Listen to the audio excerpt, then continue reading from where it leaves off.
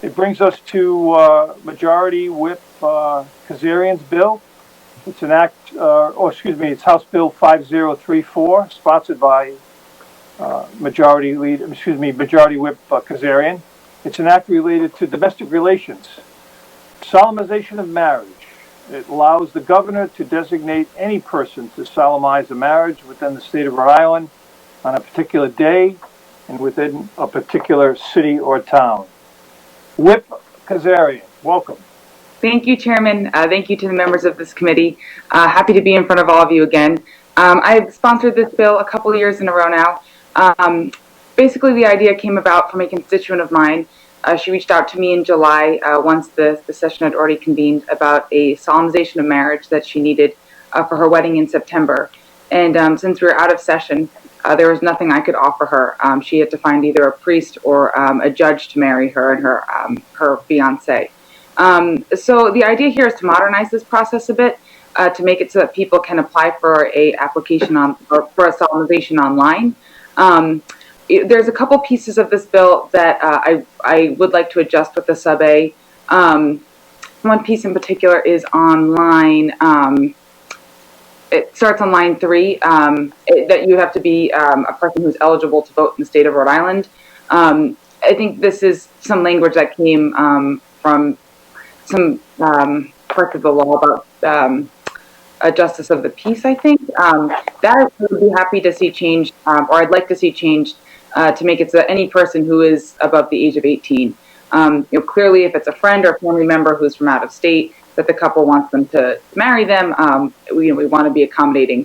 Also, if the person to marry them is somebody who is not eligible to vote in Rhode Island, we don't want to discriminate against them either. Really, the idea here is just, the state legislature, we're really busy. We work on a lot of different bills. And I think that there's a better way, especially for our constituents, to offer this service of solemnization of marriage. I don't think it's something that we should be spending our time on because we all have only so much time in the day. So this legislation would, again, put it online and make it so it's available to our constituency around. So I'll take any other questions if there are any. Any questions of the whip? Yes, Dave. Representative Place. Thank you. I had to reach for the mute button. Whip Kazarian, was there any consideration of maybe moving this down lower to say just the local city or town like we do for marriage licenses now? Just seems that may be more convenient than having to reach out to an executive office in the state. Just a curiosity question on my part. Yeah, no, that's a great question. So, again, I'm not necessarily tied to that area of where they would need to go. There has been some discussion about making it so that it would just all happen at the local level with local cities or towns. Really, the most important thing to me is that it's online. It's available year-round. There was something else that you'd mentioned. What was the other part of your question? Oh, like I said, just bring it to the local city and town level. I mean, you go in for your marriage license and you're able to do it all, in essence, one-stop shopping. That's right. So yes, we're definitely open to the idea.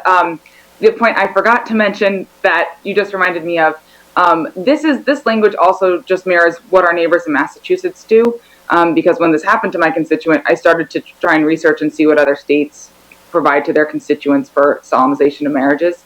So that's why it has that language in there about the governor, but again, I'm happy to work with the committee and the chairman and figure out what we think would be a better place for this to go. Again, my real thing is that it should just be online and available year-round.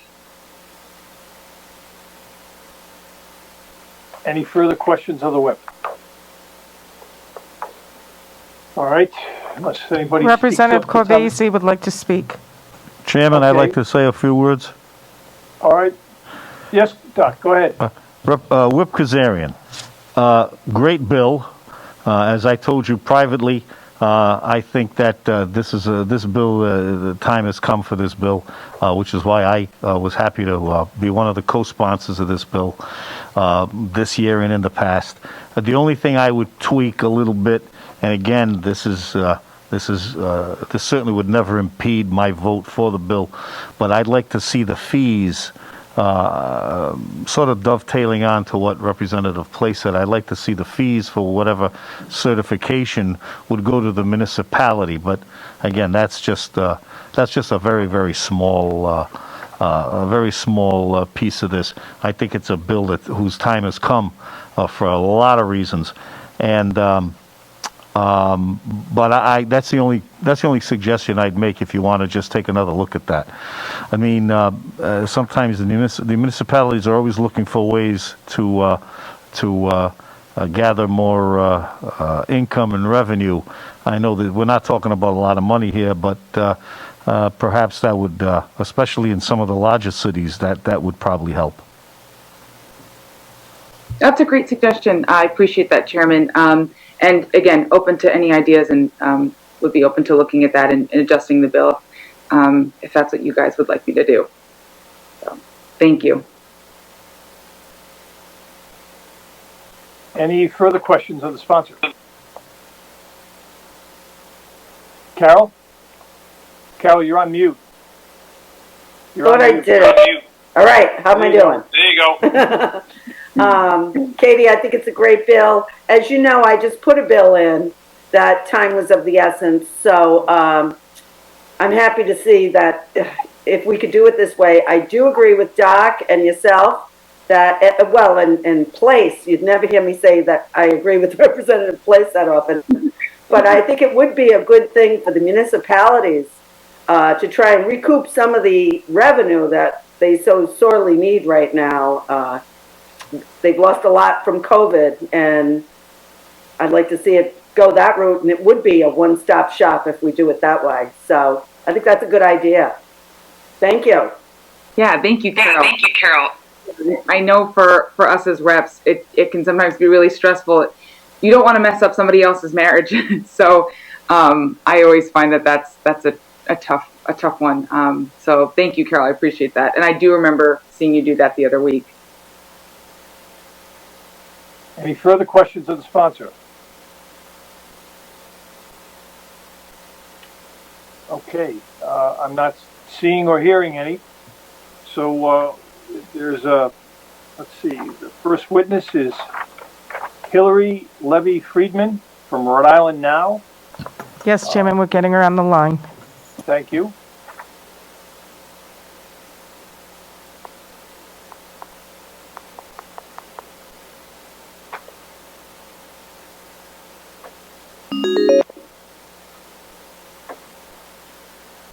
Hillary Levy Friedman on the line? Yes, I'm here. All right, you're on live. You're in front of the House Judiciary Committee. Please go ahead with your testimony. Thank you so much. As you said, I am Hillary Levy Friedman, and I am president of the Rhode Island chapter of the National Organization for Women. I live in Providence, and my representative is Edie Agello. So I'm here tonight, or here over the phone, to support this important bill for two reasons. Number one is it just makes government more efficient for everyone, and in many ways helps the Rhode Island tourism economy that needs to come back by making it easier for people to marry in the state. The second reason, and particularly why Rhode Island Now is involved, is because this eliminates the potential, and not just the potential, but the reality of discrimination, especially when it comes to same-sex marriages.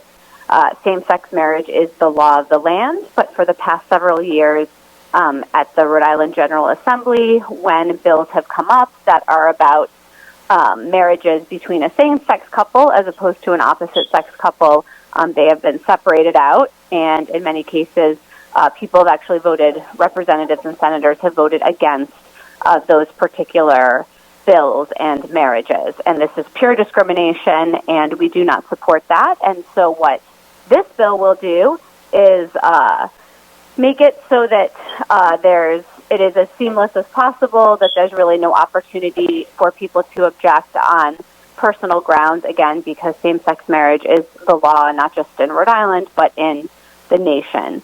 So we urge you to support this bill. I understand there are some amendments that are potentially being proposed to make the process, again, more streamlined and clear, and we definitely support those, and just thank you for your support on this important issue and making the state a more equal place for all. Thank you. Any questions for Hillary Levy Friedman? Not seeing any. Speak up or forever hold your peace. All right, Wendy Becker.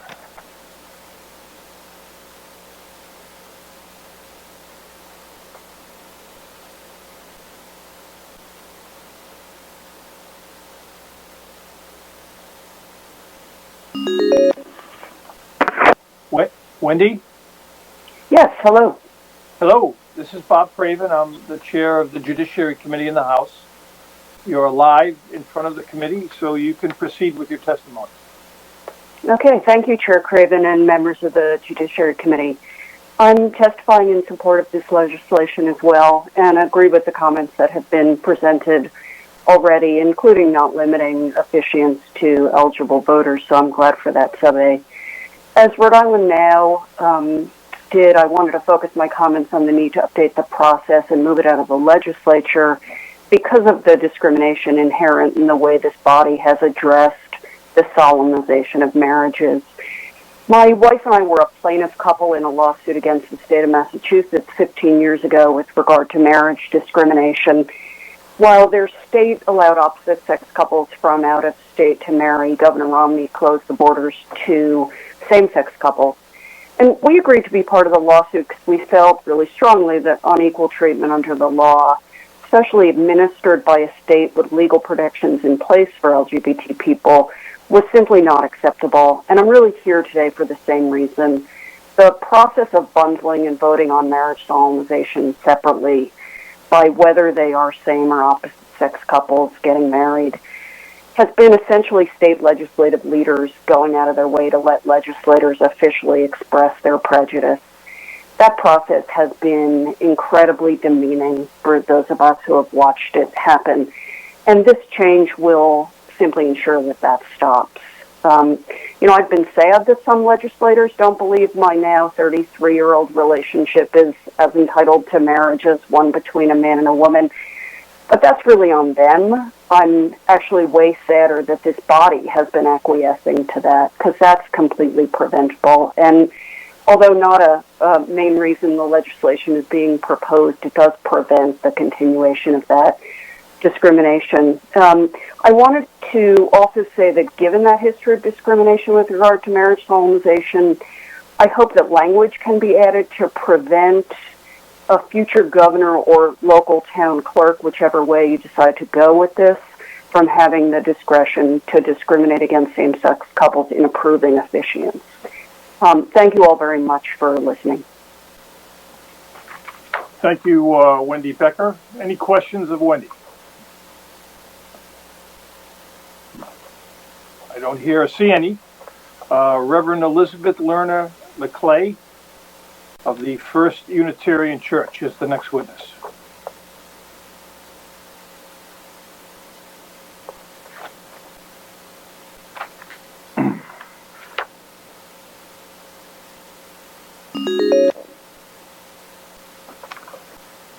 Reverend Maclay?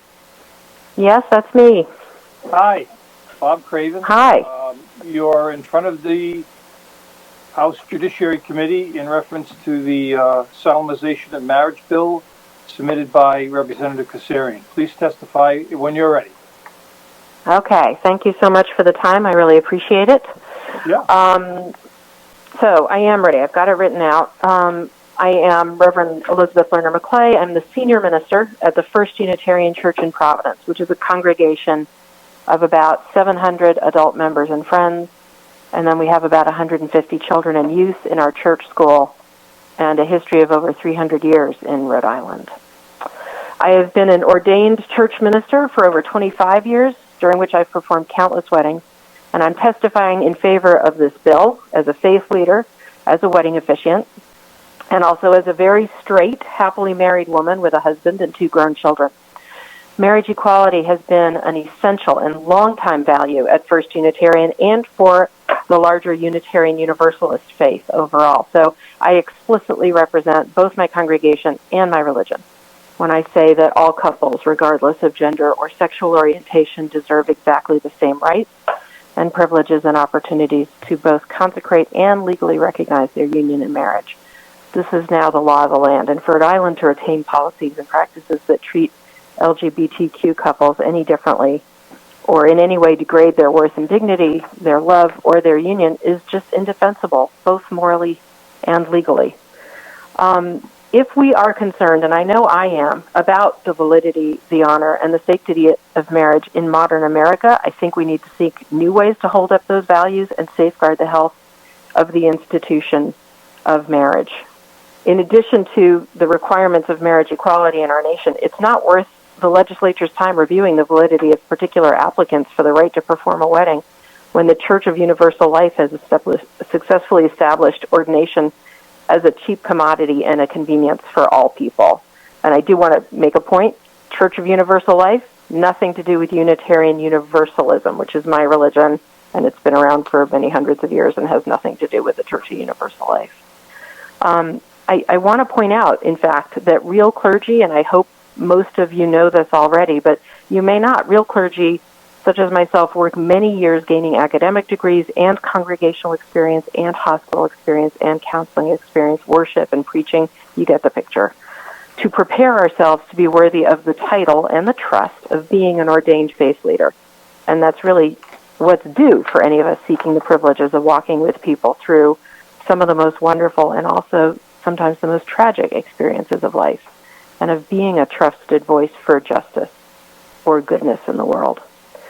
So if there is concern about how do we also safeguard the institution of marriage at the same time, I would like to suggest that this legislature think about legislating a requirement for premarital counseling, which is something that never happens with the new online ordination situations. And it's not enough to just care about a couple or like them. It's really important to have the opportunity to work with people who are getting married and talk about what are the strengths and gifts of their union and what also are the challenges that they're going to encounter. And we see how much marriage is still struggling in this nation, in part because people are not prepared to really honor their vows or for what the realities of a lifelong commitment looks like. And so this is a serious request I am making to you. All the faith leaders at my church do premarital counseling with couples as an essential part of our work towards the wedding. It ought to be part of every preparation, as much an expectation as a cake or a music or a wedding planner, because the day is not about itself, but about these two lives with so much hanging in the balance. Why not add a requirement for notarized certification that the couple has experienced at least 5 hours of premarital counseling or discernment with a trained or degreed, licensed pastoral or couples counselor? And lastly, if we're going to talk about protections for the sanctity of marriage, as you may know, in our seat, teenagers younger than 16 can get married with the consent of a parent or guardian and approval by family court. I can't find any minimum age requirement for marriage in Rhode Island. If there is one, and I have wasted a lot of time failing to find it, then I apologize for wasting your time now making this final point. But honestly, teenage marriage is rooted in outworn tropes about shaming teen pregnancy and girl brides.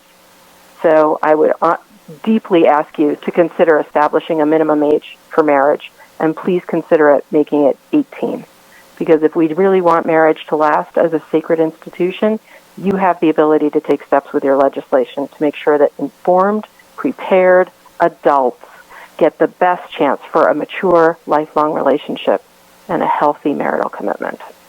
That's what I have to say to you. Thank you so much for listening to me and for your time and work on this. Thank you, Reverend. Any questions for Reverend Maclay? I do not see any. That brings us to Stephen Brown, Executive Director of the ACLU. Chairman, we tried to reach Steve Brown, but there is no answer at his office, so he did submit written testimony. Okay, then we go to Randall Rose.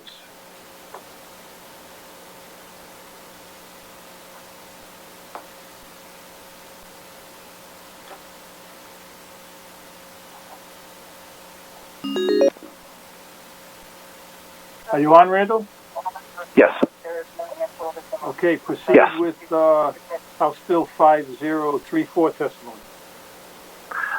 Thank you, Mr. Chair and members of the committee. Like everyone else, I'm in favor of this bill. I'm a member of Rhode Island Rights, which also supports this bill. I think people have talked about the reasons why this is good. I don't think that that in addition to the problems of discrimination, I just think that in general, marriage is such an important part of people's lives that they should not need to get permissions from any elected official or officials to have their wedding in the way that they feel is most meaningful for them, with the person who is most meaningful for them celebrating the wedding.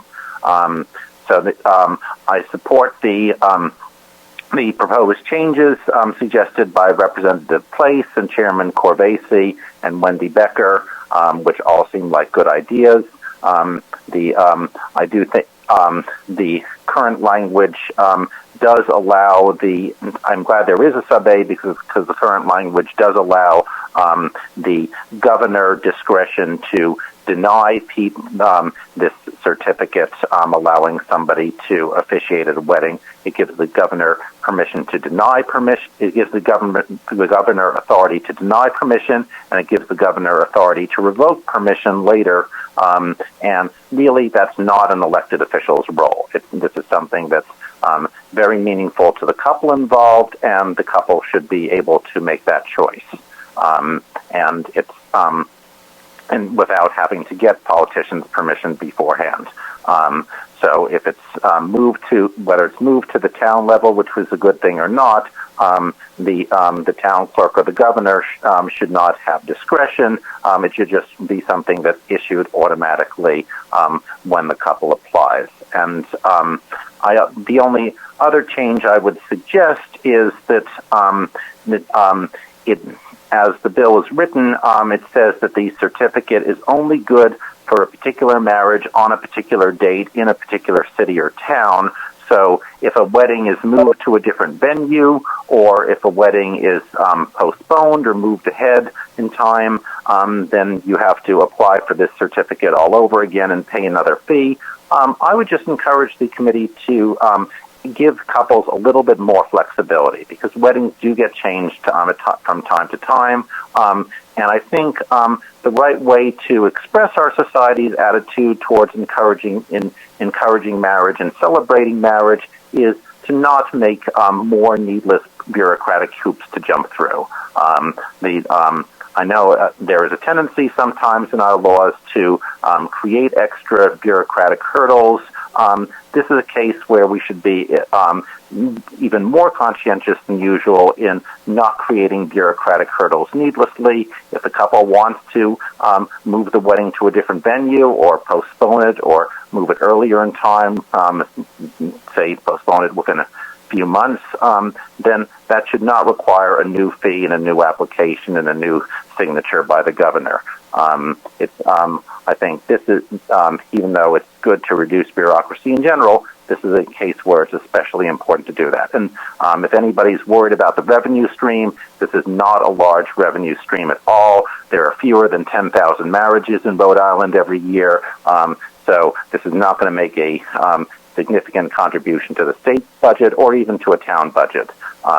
So it's not as if you're going to cause a budget crisis by being forgiving to a couple and allowing them to move the wedding without paying an extra fee. The amount of money involved is so small that even people who are concerned about the budget shouldn't see it as an issue.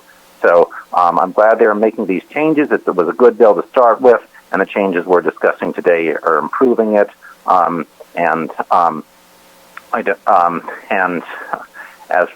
So I hope that the bill does pass in some form because it's long overdue. Thank you. Thank you, Randall. Any questions of Randall Rose? Hearing none, seeing none. Chairman? That concludes testimony on House Bill. Chairman? 5. Steve Brown just sent me an email with his cell phone number. Can we wait 2 seconds and get him on the Give it a line? swing. Okay, thanks. Yep.